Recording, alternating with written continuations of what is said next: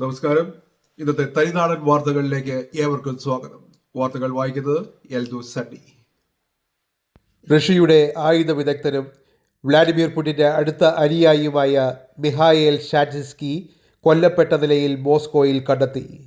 ഇന്നലെയാണ് ഷാറ്റ്സ്കിയെ മോസ്കോയ്ക്ക് പുറത്തുള്ള കുബിൻസ്കി വനത്തിൽ വച്ച് വെടിയേറ്റ് കൊല്ലപ്പെട്ട നിലയിൽ കണ്ടെത്തിയത്.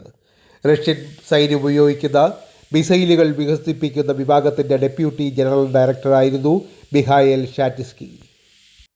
അതേസമയം ഷിൻസ്കിയെ കൊലപ്പെടുത്തിയതിനു പിന്നിൽ യുക്രൈൻ ഡിഫൻസ് ഇൻ്റലിജൻസ് ആണെന്ന് ചില യൂറോപ്യൻ മാധ്യമങ്ങൾ റിപ്പോർട്ട് ചെയ്തു. എന്നാൽ യുക്രൈൻ ഇതുവരെ കൊലപാതകത്തിൻ്റെ ഉത്തരവാദിത്തം ഏറ്റെടുത്തിട്ടില്ല.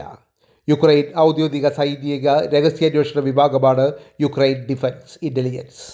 സിറിയയിൽ തുടർച്ചയായ ആക്രമണങ്ങൾ നടത്തി സിറിയയെ നിരായുധീകരിച്ചു ഇസ്രായേലിൻ്റെ അടുത്ത ലക്ഷ്യം ബദ്ധശത്രുവായ ഇറാനോ.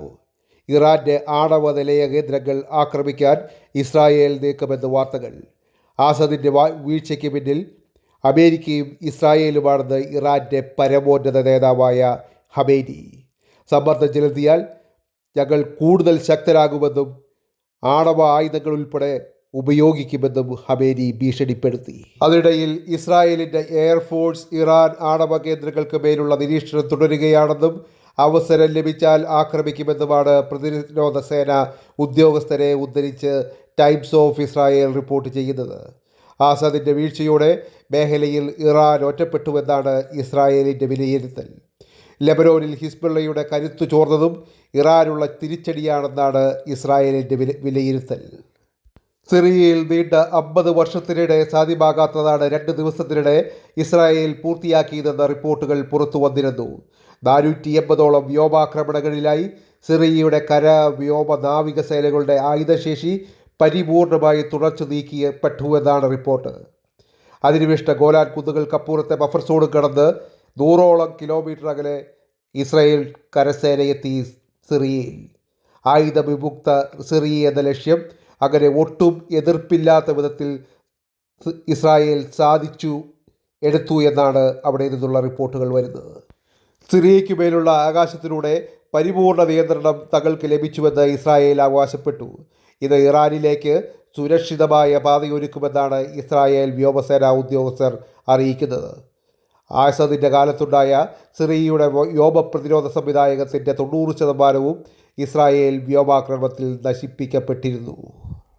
ആയതിനാൽ ഇസ്രായേലിനെ പലതവണ ആക്രമിച്ച വമ്പൻ മിസൈലുകൾ ആക്രമിച്ച ഇറാനെ ഒരു പാഠം പഠിപ്പിക്കുക തന്നെ ചെയ്യുമെന്നാണ് ഇസ്രായേൽ വ്യോമസേനാ ഉദ്യോഗസ്ഥരും മിലിറ്ററി ഉദ്യോഗസ്ഥരും പറയുന്നത്. അതിനിടയിൽ ഹമാസും ഇസ്രായേലും തമ്മിൽ വെടിനിർത്തൽ കരാറിലേക്ക് നീങ്ങുന്നതായി സൂചന.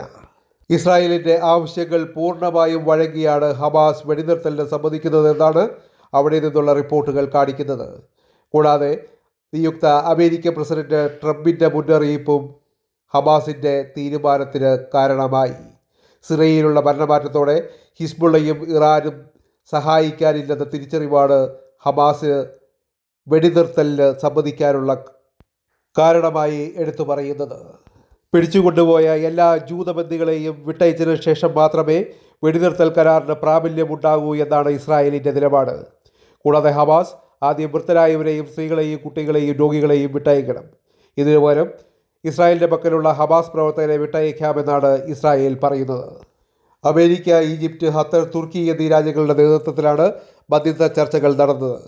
നിയുക്ത അമേരിക്കൻ പ്രസിഡന്റ് ഡൊണാൾഡ് ട്രംപിൻ്റെ പശ്ചിമേഷ്യ പ്രതിനിധി സ്റ്റീവ് വിറ്റ്കോഫ്, ഇസ്രായേൽ പ്രധാനമന്ത്രി ബെഞ്ചമിൻ നെതന്യാഹു, ഖത്തർ പ്രധാനമന്ത്രി ഷെയ്ഖ് മുഹമ്മദ് ബിൻ അബ്ദുൾ റഹ്മാൻ അൽ താനി എന്നിവരുമായി നടത്തിയ ചർച്ചകളെ തുടർന്നാണ് വെടിനിർത്തൽ ചർച്ചകൾക്ക് വീണ്ടും ജീവൻ വെച്ചത്. UK-യിൽ ഋഷി സുനാക്കിൻ്റെ സർക്കാരിൻ്റെ അവസാന നാളുകളിൽ കൊണ്ടുവന്ന കർശനമായ വിസ നിയമങ്ങൾ ബ്രിട്ടനിലേക്കുള്ള കുടിയേറ്റം കുറയ്ക്കുന്നതായുള്ള സൂചനകൾ പുറത്തു വരുന്നു. വിദേശങ്ങളിൽ നിന്നും പഠിക്കുന്നതിനും ജോലി ചെയ്യുന്നതിനുമായി ബ്രിട്ടനിലെത്തുന്നവരുടെ എണ്ണം കുറഞ്ഞു എന്നാണ് കണക്കുകൾ സൂചിപ്പിക്കുന്നത്. ഇക്കഴിഞ്ഞ നവംബറിൽ 4100 സ്കിൽഡ് വിസ അപേക്ഷകളാണ് ഹോം ഓഫീസിന് ലഭിച്ചത്. 2022 ശേഷമുള്ള ജനുവരിക്ക് ശേഷമുള്ള ഏറ്റവും കുറവ് സംഖ്യയാണിത്. ഏറ്റവും കുറവുണ്ടായത് ഹെൽത്ത് കെയർ സെക്ടറിലാണ്. നഴ്സുമാരും കെയർമാരും അടക്കമുള്ളവർ ഓഗസ്റ്റിൽ 12,300 വിസ അപേക്ഷകൾ ലഭിച്ചെടുത്ത് ഈ നവംബറിൽ ലഭിച്ചത് വെറും 1,900 അപേക്ഷകൾ മാത്രമാണ്. വർക്ക് പെർമിറ്റുകളും സ്റ്റുഡൻറ്റ് വിസകളും UK-യിൽ കുത്തനെ ഇടിയുകയും ചെയ്തു. UK-യിൽ ഫ്ലൂ ബാധിച്ച് ആശുപത്രിയിൽ പ്രവേശിക്കപ്പെടുന്നവരുടെ എണ്ണത്തിൽ ഒരാഴ്ചയ്ക്കുള്ളിൽ ഉണ്ടായിരുന്നത് 70% വർധനവ് എന്ന് NHS പറയുന്നു. തിരക്ക് വർദ്ധിക്കുന്ന ശൈത്യകാലത്തേക്കുള്ള തയ്യാറെടുപ്പുകൾ UK-യിലെ NHS എടുത്തു കഴിഞ്ഞു. വാർത്തകൾ ഇവിടെ പൂർണ്ണമാകുന്നു. ഈ വാർത്താ ചാനൽ നിങ്ങൾക്ക് ഇഷ്ടമായെങ്കിൽ സബ്സ്ക്രൈബ് ചെയ്യാനും ലൈക്ക് ചെയ്യാനും കമന്റ് ചെയ്യാനും ഷെയർ ചെയ്യാനും മടിക്കരുത്. Thank you.